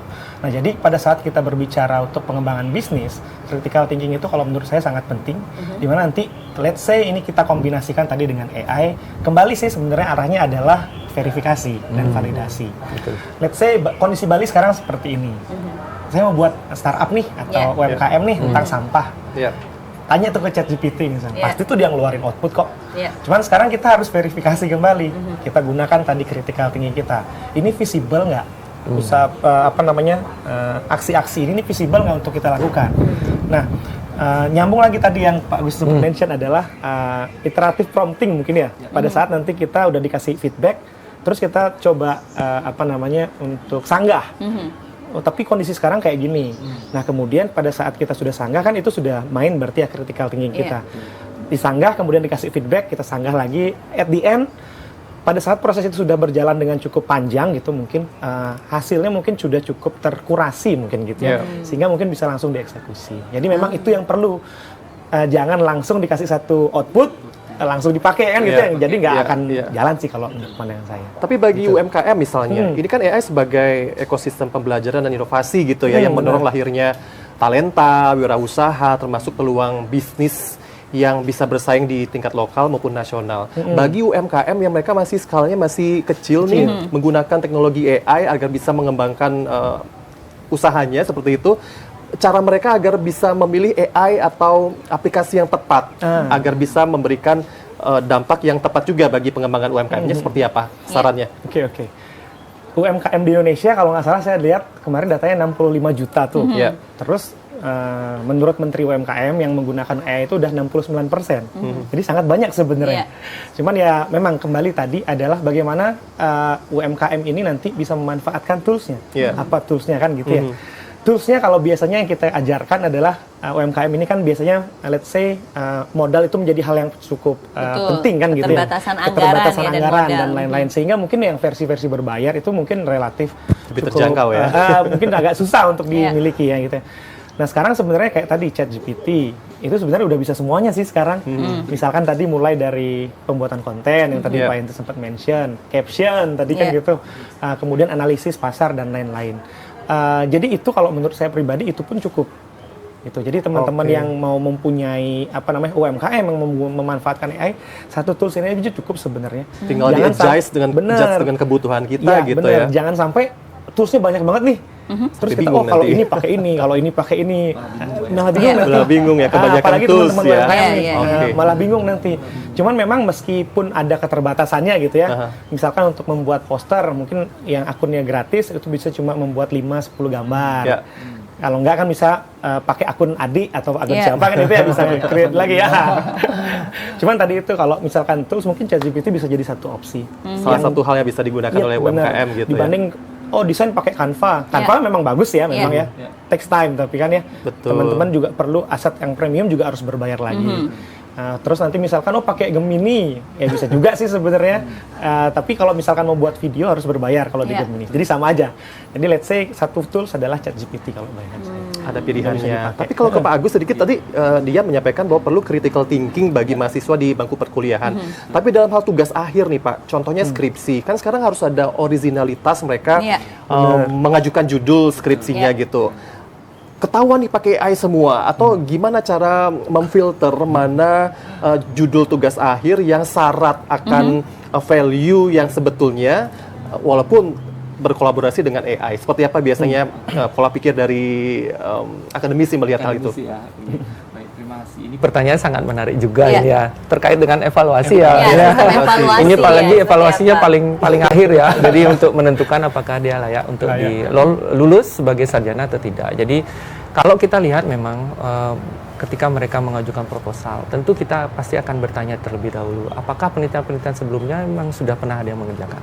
Dan rasanya nggak mungkin kita menemukan suatu penelitian itu tanpa referensi dari penelitian-penelitian sebelumnya. Jadi pasti ada histori penelitian sebelumnya yang melatar belakangi topik yang kita ajukan. Jadi pertama itu yang kita tanyakan. Jadi letak originalitasnya ada di mana? Jadi walaupun memang kalau di sarjana kita tidak minta mereka originalitasnya yang benar-benar original gitu ya, benar-benar sesuatu yang baru, tidak. Mereka itu konsepnya kalau di jenjang sarjana mereka itu adalah implementasi. Jadi mereka ketemu satu kasus, mereka coba tawarkan solusi yang paling pas untuk memecahkan kasus tersebut. Pendekatannya dengan AI mungkin, jadi mereka bisa berdiskusi. Kembali lagi, mereka tetap berdiskusi ya Pak ya. Jadi referensi mungkin kalau diminta membaca sekian banyak jurnal, artikel gitu, mahasiswa juga mungkin kewalahan ya. Dosen pun mungkin juga kewalahan gitu ya ketika kita mau menulis. Tapi ketika mereka ada AI, mereka bisa meminta AI itu untuk menyarikan poin-poin penting dari jurnal yang mereka baca atau artikel yang mereka baca yang mungkin akan mereka gunakan nanti di proposal. Tapi tidak copy paste. Dan tentu lagi satu yang tadi Pak ya, kita tetap harus verifikasi. Jadi kadang-kadang yang namanya generative AI dia halusinasi Pak ya. Benar ya? Jadi ada terminologi halusinasi, dia memberikan suatu jawaban yang kira-kira enggak nyambung dengan yang ditanyakan. Itu kenapa? Karena mereka belajar dari apa yang sudah pernah mereka baca. Ngomong-ngomong Dian, berarti zaman kita dulu sebetulnya kan belum ada AI. Coba kalau ada banyak mahasiswa nggak DO mungkin ya. Diberikan bantuan judul gitu. Diberikan inspirasi juga ya. Nah, tapi kalau kita melihat kurikulum yang ada saat ini, kira-kira masih khususnya untuk perguruan tinggi ya Pak Agus ya. Kira-kira apakah perlu ada penyesuaian sehingga bisa mengikuti perkembangan teknologi dan masifnya implementasi AI saat ini di perguruan tinggi? Kalau ada, kira-kira di aspek bagian mana Pak Agus? Jadi kita ngomongnya spesifik atau general nih, karena kalau ngomongnya masalah informatika kita kan kompetensinya harus paham dulu apa yang kita minta dari mahasiswanya seperti itu. Biasanya sih kalau khususnya yang di informatika atau ilmu komputer, kita itu berangkat dari tujuan akhirnya.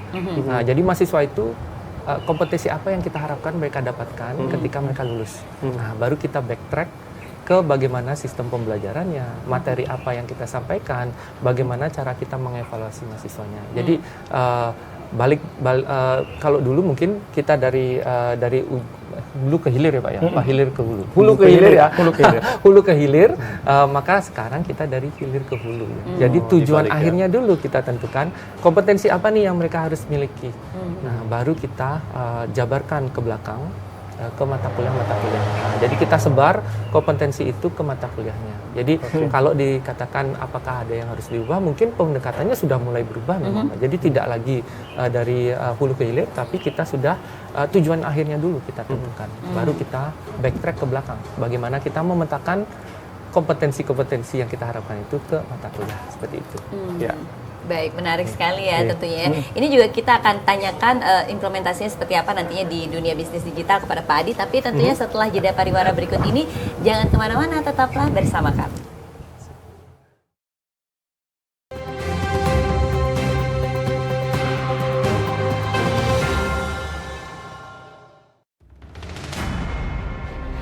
Setiap hari, laut terus mengikis daratan kita. Namun ada benteng alami yang mampu melindungi, mangrove. Ya, saya Ahmad Baswan, saya bekerja di Lembaga Konservasi Lingkungan. Biasanya kita melakukan kegiatan pengambilan bibit, mengambil secara langsung di alam. Mangrove bukan hanya penahan abrasi, tapi juga rumah bagi ribuan biota laut, sumber ekonomi nelayan, dan penyelamat bumi dari perubahan iklim. Dan kegiatan biasa kami lakukan di beberapa lokasi yang hutan bakau atau mangrove-nya sudah kritis. Hutan mangrove ini memberikan nutrisi bagi biota laut, terutama ikan. Ketika ada hutan mangrove, biota yang ada di kawasan mangrove ini, biota laut, seperti ikan dan lain-lain itu kan akan berdampak terhadap ekonomi masyarakat, pendapatan masyarakat, sehingga tangkapan ikan semakin banyak ketika hutan mangrove ada. Oleh karena itu kami berharap dan sangat berharap kepada masyarakat di sekitar kawasan mangrove untuk sama-sama menjaga dan melindungi, dan kalau perlu mari kita sama-sama untuk melakukan konservasi mangrove bersama. Menanam mangrove berarti menanam masa depan. Satu pohon hari ini, kehidupan untuk generasi esok. Ayo jaga hutan mangrove, selamatkan dari kerusakan dan abrasi.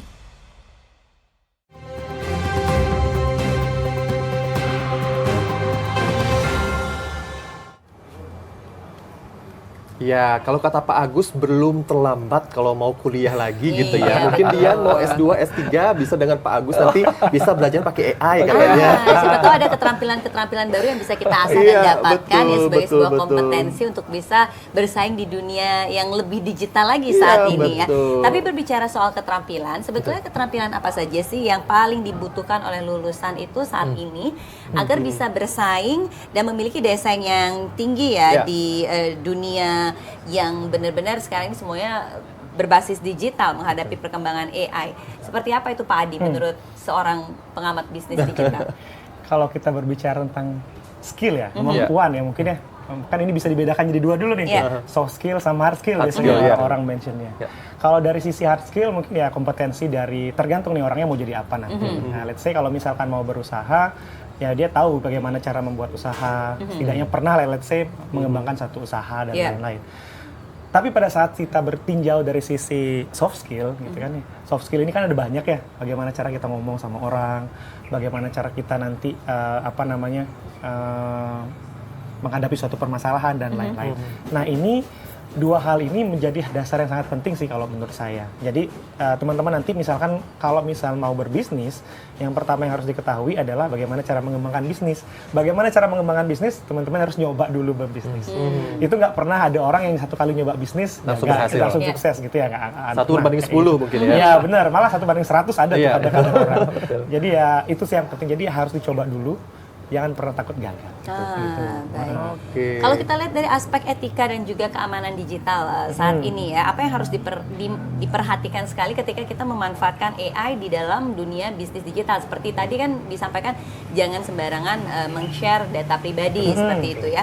Selain itu aspek-aspek etika dan keamanan lainnya apa yang paling krusial sebetulnya Pak? Mungkin satu hal nih yang bisa paling berdampak satu bisnis. Let's say dulu sempat saya ngelihat satu konten yang memang dia jual satu produk. Produk ini tuh dicoba diiklankan dengan AI. Cuman pada saat dibeli nggak seperti itu. Itu mungkin satu hal yang bisa let's say meninggalkan image jelek satu bisnis gitu kan ya, karena memang dia menggunakan AI, dia sudah mencoba untuk memanfaatkan teknologi, cuman ya tadi pemanfaatannya kurang pas.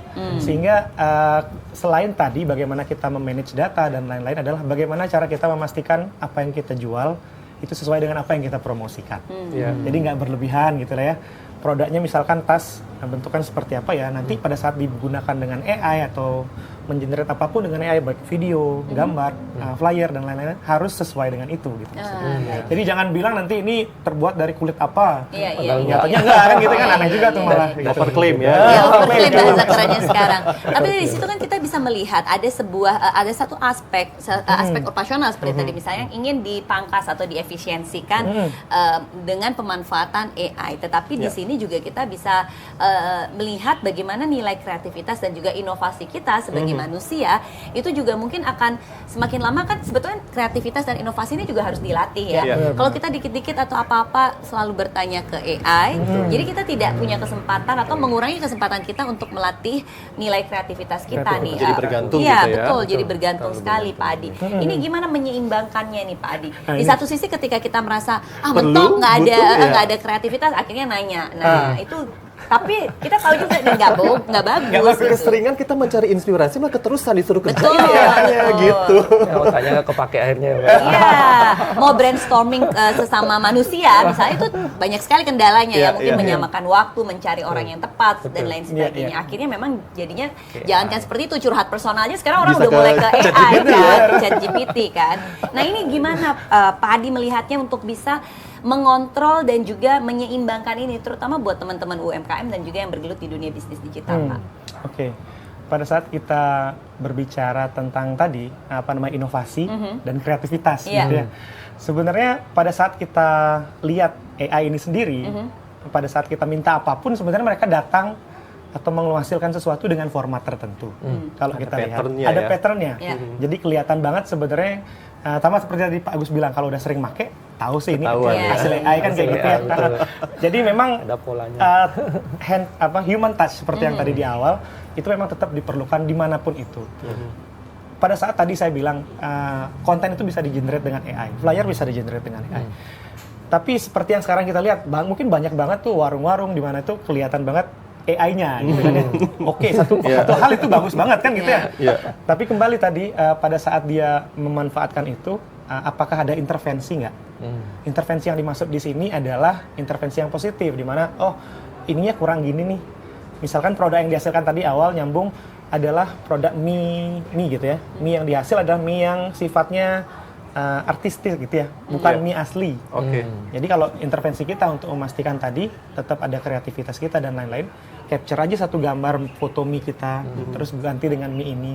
Itu juga satu hal yang yang bisa dilakukan oleh teman-teman UMKM. Oke, itu contohnya gitu ya. Tapi kalau di perkuliahan Pak Agus ada beberapa ilmu yang tergolong ilmu pasti gitu ya, seperti matematika, sains gitu, ilmu pasti. Jadi kalau dengan penggunaan AI juga akan lebih terbantu dong jadinya. Atau mungkin ada kolaborasi antara akademisi, industri, termasuk pemerintah daerah gitu ya, untuk memberikan pemanfaatan AI lebih bagus, lebih luas lagi di pendidikan. Tadi di-mention ada 3 pihak ya Pak ya. Jadi ada akademisinya, ada industrinya, dan juga ada pemerintah. Dalam hal ini pemerintah daerah atau mungkin pemerintah pusat. Jadi kalau dilihat akademisinya, tentu tanggung jawabnya SDM-nya, memastikan bahwa lulusannya nanti punya kompetensi yang memang harus dia punyai kan. Kalau di industri itu tadi dari hilir ke hulu. Jadi yang dibutuhkan di industri seperti apa.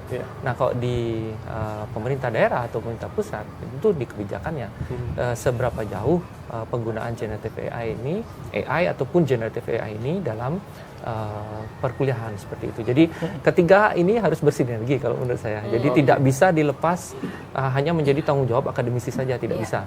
Karena akademisi juga pasti, karena kami di perguruan tinggi kita selalu menginduk ke Kemendikti Saintek. Jadi kementerian kita di pusat, kebijakan di pusat seperti apa. Nah, jadi baru kita bisa turunkan dan kita jalankan di universitas seperti itu. Jadi ya ketiga-tiganya harus bersinergi. Jadi tidak bisa lepas satu pihak saja yang memiliki atau memikul tanggung jawab itu. Tadi kita sudah membahas soal masa depan ya. Bertanya masa depan ke Pak Adi nih.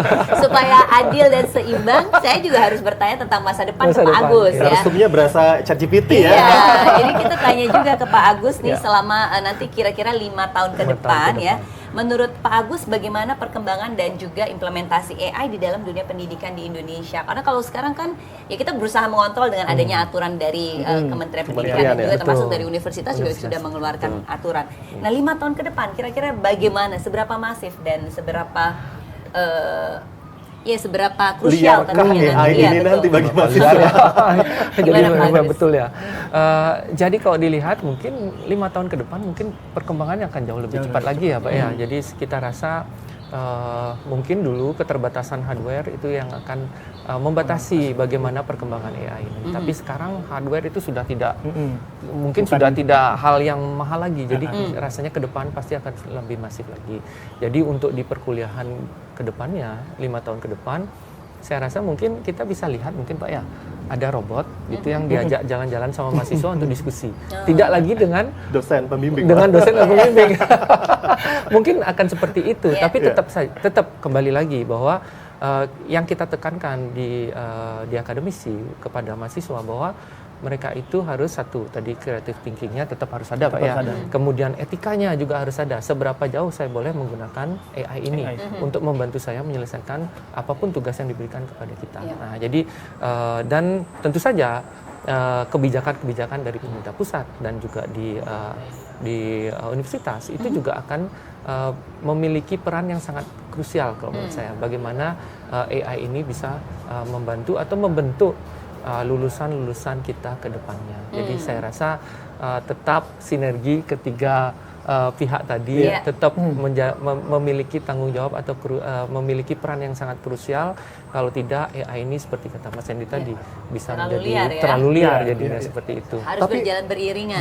Betul. Tapi memungkinkan tidak bagi mungkin kampus atau mungkin universitas yang mereka basisnya adalah ilmu teknologi yang akan lebih maju menggunakan AI ketimbang ilmu-ilmu yang lainnya karena mereka dekat dengan perkembangan teknologi ya, jadi mereka lebih masif lagi nih, dibanding luas lagi. Fakultas atau mungkin jurusan yang sifatnya humaniora atau soft skill. Karena kita tahu di Cina saja ada banyak jurusan yang ditutup ya, tidak menerima mahasiswa karena dianggap mungkin tidak relevan dengan kebutuhan kedepannya nanti. Itu. Apakah Indonesia seperti itu nanti kira-kira Bapak-bapak? Mungkin kalau menurut saya mungkin jadi contoh mungkin Pak ya. Jadi saya rasa AI itu tidak akan sampai menutup program studi yang lain karena seperti Mbak katakan tadi humaniora pasti tetap ada kan gitu ya.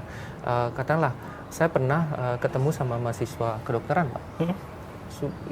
Mereka jauh lebih bisa menggunakan AI itu untuk membantu mereka dalam tugas-tugasnya.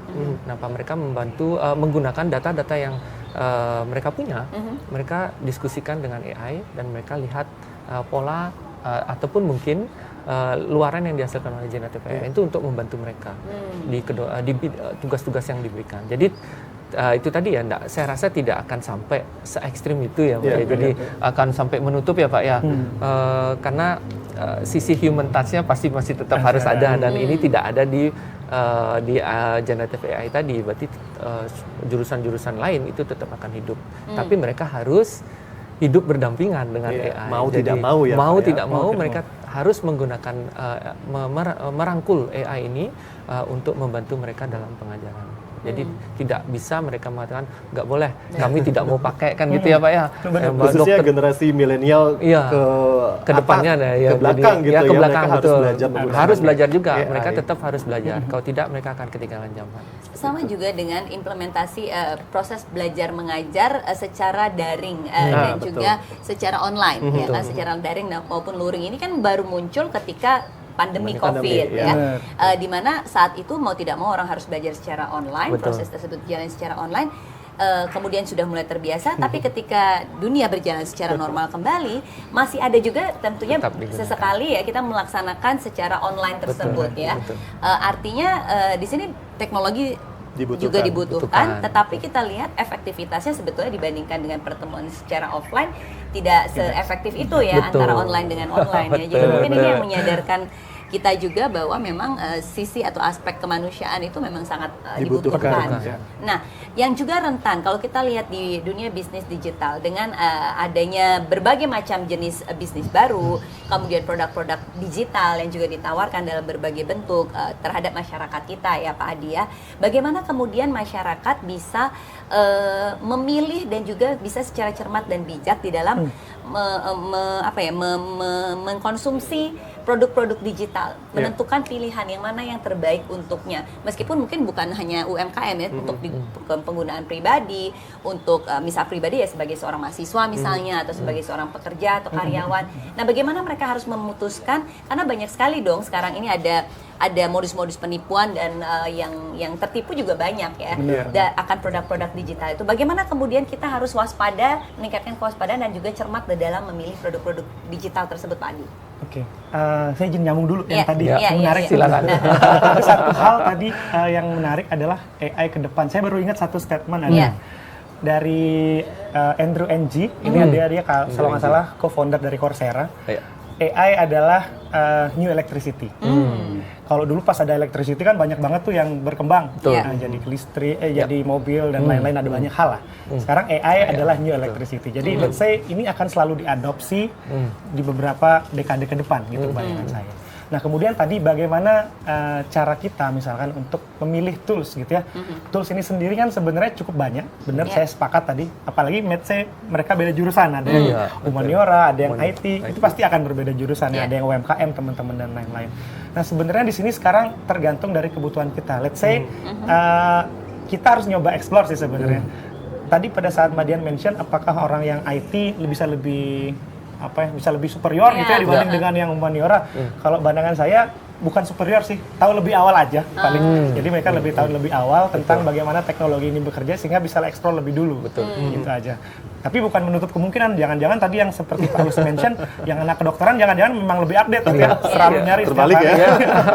Bisa juga. Jadi sekarang tergantung orangnya kembali tergantung mahasiswanya. Nah, jadi bagaimana cara mereka memilih? Yang pertama itu adalah ya tadi sesuai kebutuhannya dulu. Tahu kebutuhannya seperti apa ya memang harus nyari dulu sih di internet. Tapi biasanya kalau anak-anak informatika makanya sekarang Cloudy. Kalau saya sendiri. Ini bocoran itu ya. Iya, kasih bocoran duluan. Kalau anak-anak yang lain mungkin yang anak-anak desain dan lain-lain mungkin ya ada tools-toolsnya masing-masing gitu sih.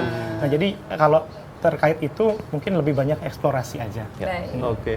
Tantangannya sudah ada tadi yang generasinya sekarang seperti apa menggunakan AI sesuai dengan kebutuhannya. Kemudian anggaran juga jadi salah satu ya. Bener. Kalau mau yang lebih pro lagi berbayar. Apalagi tantangan berikutnya yang akan dihadapi kita nih sebagai makhluk pengguna AI. Kalau tantangan mungkin ya. Atau pesan deh mungkin boleh, ya Pak Adi boleh. ya, pesan kepada masyarakat ya untuk mungkin lebih ke arah ini seperti yang tadi Pak Agus mention nanti jalan pakai sama robot gitu. Iya, perkembangannya pasti eksponensial, saya yakin itu. Sekarang ada tools untuk ini, minggu depan bisa ada tools untuk yang lain lagi yang jauh lebih bagus gitu ya. Tadi sempat kita ngobrol sama Pak Andri juga yang sidik jari. Betul. Itu juga bisa tuh nanti ya tahun depan mungkin meskipun fotonya blur bisa di-enhance. Kira-kira kalau juga tuh berbahaya ya. Jadi yang mungkin lebih banyak tadi yang paling penting sebenarnya informasi kita. Kalau mau tetap terjaga informasi kita, jangan sampai semuanya di-share secara publik. Kemudian foto-foto juga oversharing ya. Privacy berarti ya. Konsepnya lebih banyak ke privacy sih. Jadi sebenarnya kan dari satu foto itu bisa dibuat tadi. Ya misalkan Pak Presiden gitu, misalkan dibuatin di fake. Itu sebenarnya kan juga bisa. Dari banyak hal atau banyak informasi yang didapatkan dari Pak Presiden. Mungkin dari Pak Agus bisa singkat saja pesan harapan bagi kita sebagai masyarakat ya agar bijak menggunakan kemajuan teknologi khususnya AI seperti apa? Jadi mungkin pesan akhirnya mungkin tetap ya balik lagi ke kalkulator tadi yang kita buka di awal gitu ya. Jadi mungkin AI tetap itu hanya menjadi tools yang membantu kita bekerja lebih cepat dan lebih efisien. Tapi tidak bisa menggantikan creative thinking kita mungkin itu ya Pak ya. Jadi untuk generasi kedepannya bijak sudah pasti, tapi creative thinkingnya ini tetap harus dijaga. Tools bisa digunakan, tapi creative thinking nggak mungkin bisa digantikan. Baik, terima kasih tentunya Bapak Agus dan juga Pak Adi telah hadir hari ini di Antarnusa TVRI Bali. Dan saudara, demikianlah perbincangan kita dalam dialog inspiratif hari ini tentang pemanfaatan AI dari ruang belajar menuju di bisnis digital. Dan jangan kemana-mana karena setelah ini kami akan kembali dengan segmen Sekitar Kita.